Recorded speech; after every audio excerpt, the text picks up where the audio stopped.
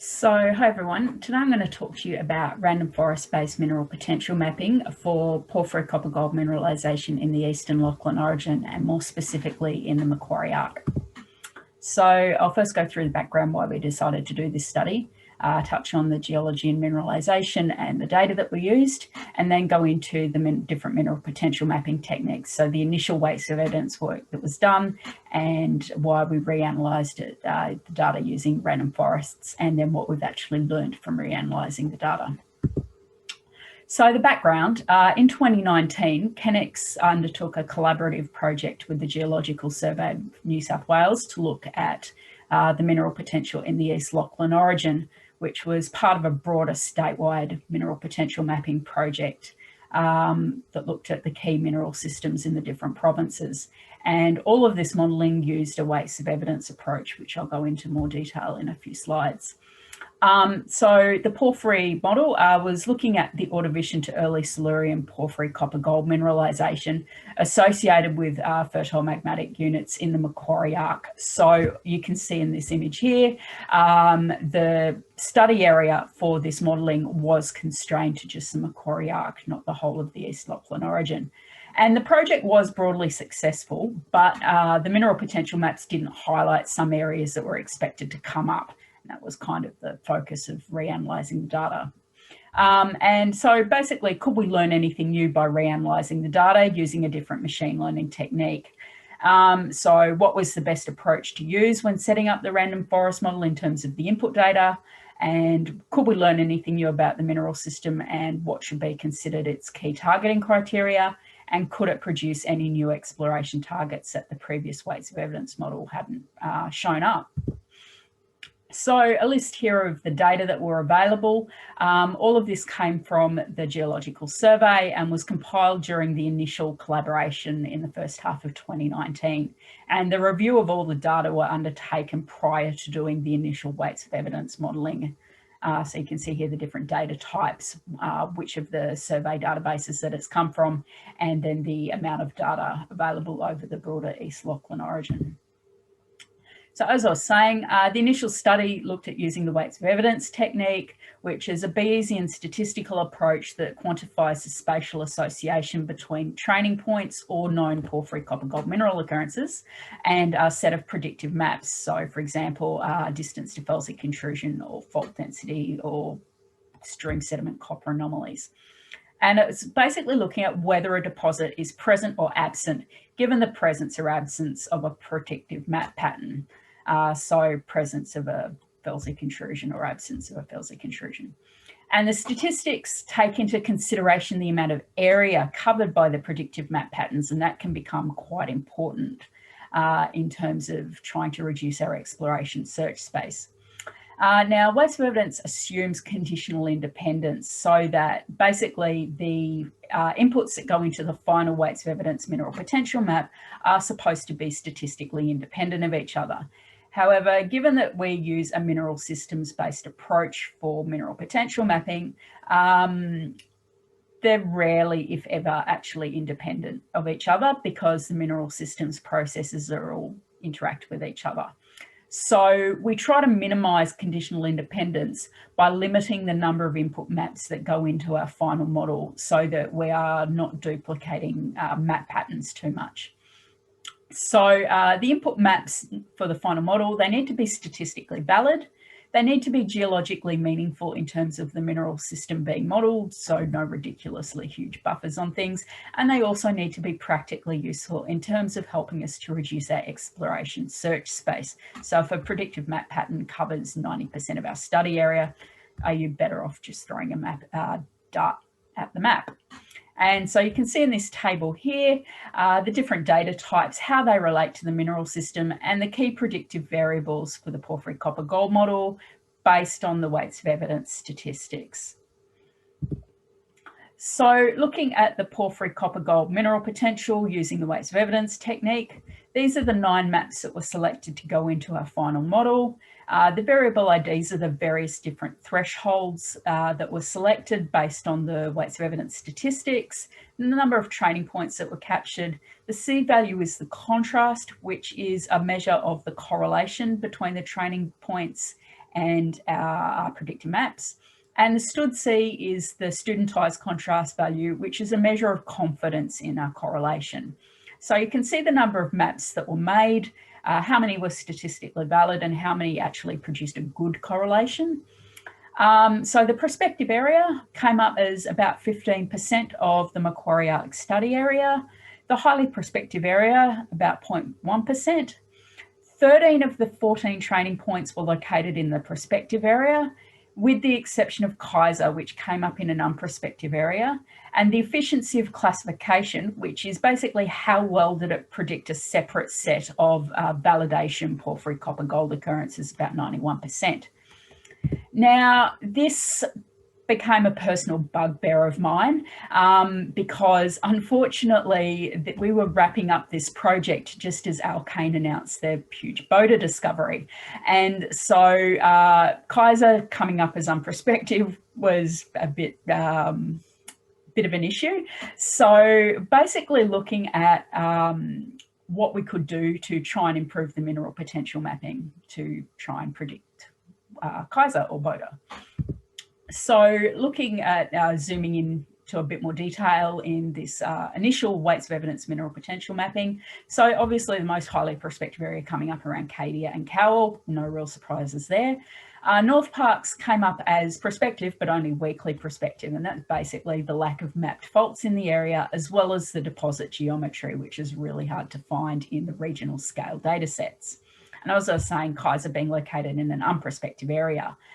Which is basically, it's not that it's unprospective, it was just that at the time the weights of evidence modelling was done, there was an absence of mapped intrusions and structures in the area.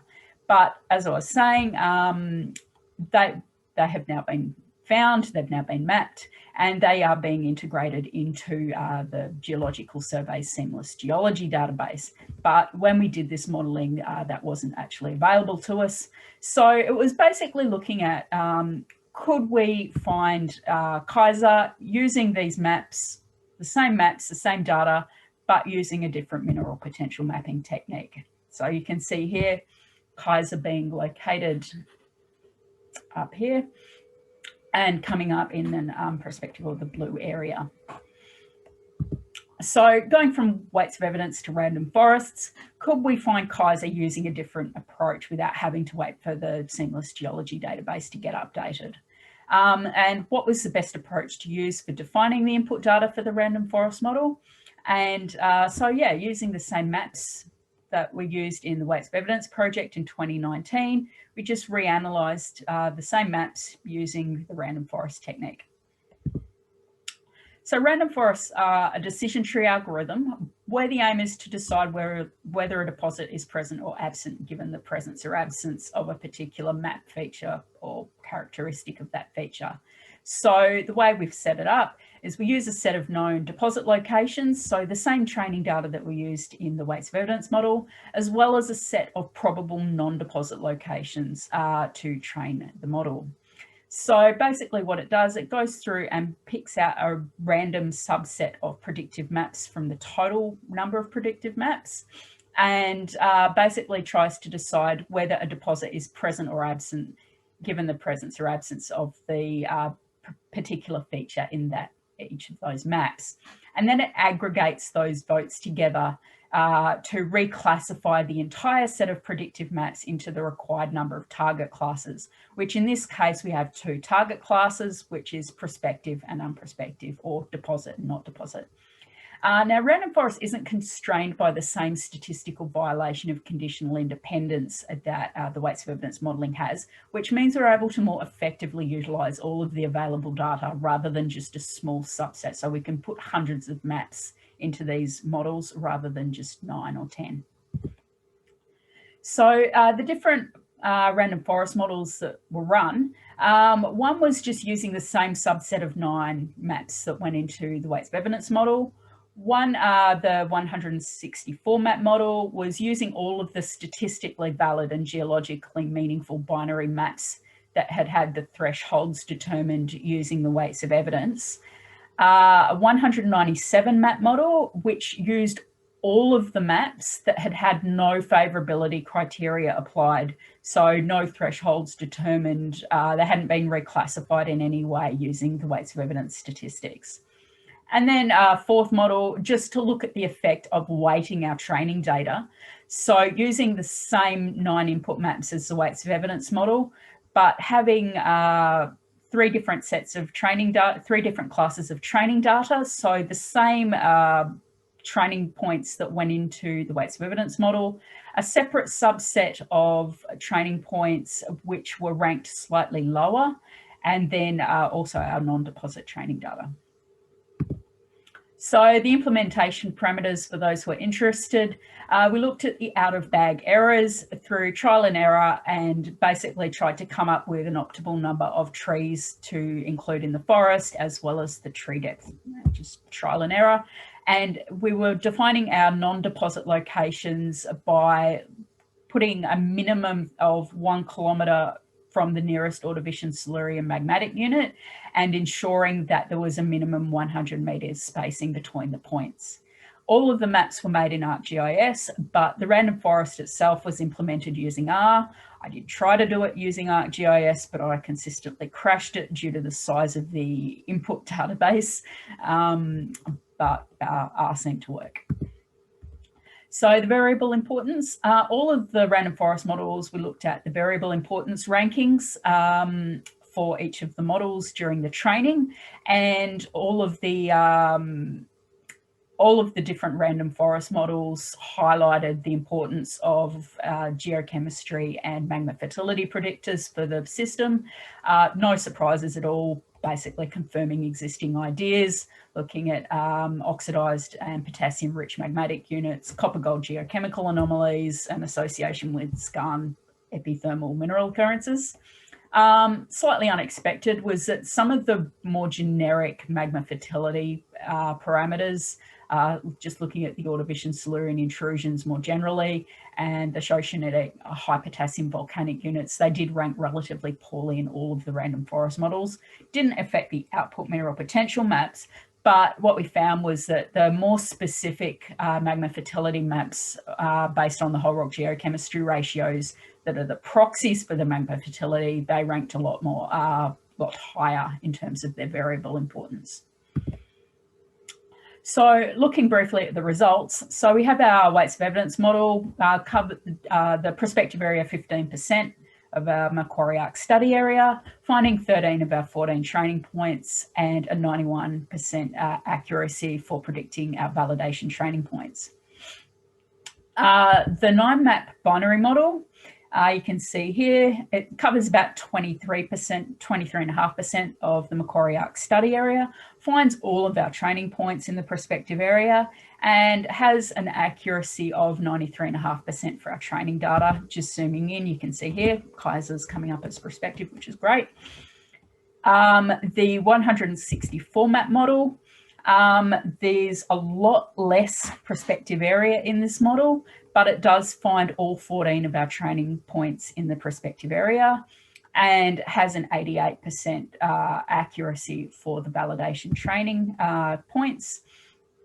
And then again, zooming in, we can see Kaiser again coming up as being prospective, which is great. The 197 map model is about 48% prospective area, so almost half of the Macquarie Arc is coming up as prospective, does find all of our training points, and a 97% accuracy of prediction for the validation points. And then for our, again, zooming in, you can see here, that's about half the Macquarie Arc is coming up as prospective.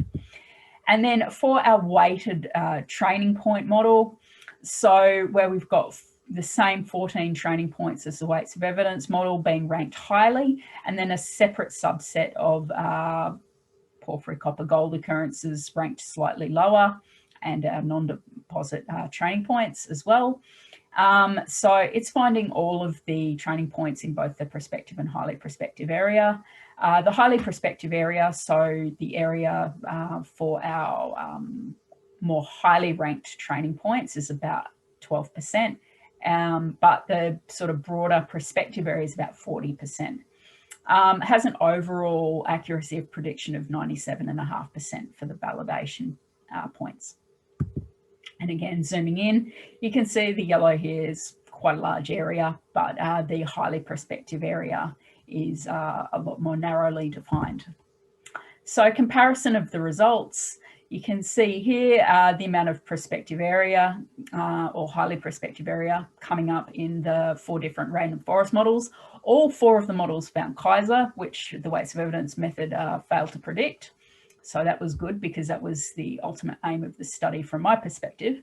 But all the models also map discrete areas of prospectivity away from the known deposits and occurrences used as the training data. So they might represent exploration targets.